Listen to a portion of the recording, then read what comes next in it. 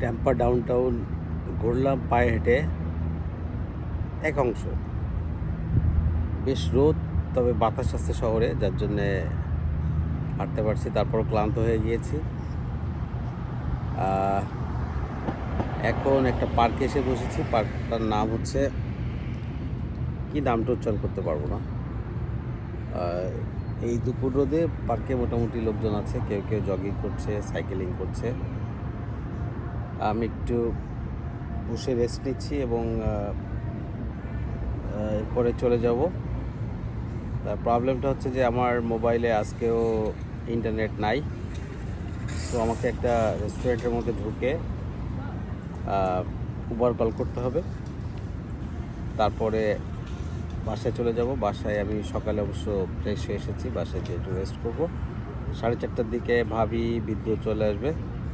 তারপরে যদি সন্ধ্যার পরে বের হওয়া যায় তাহলে বের হলাম, অথবা যদি বাসায় থাকি সেটা ভালো লাগবে। অফিসের কিছু কাজকাম করতাম।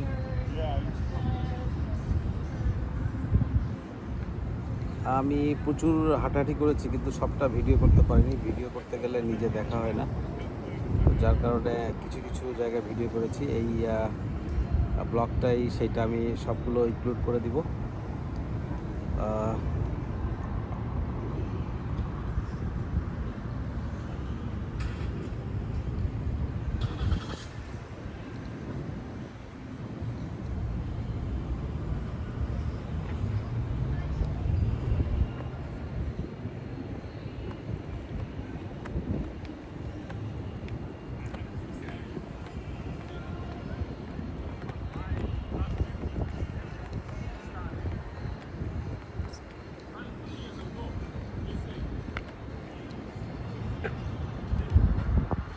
এই যে পার্কটা, Cotanchobee, where the water meets the land, Fort Brooke arc.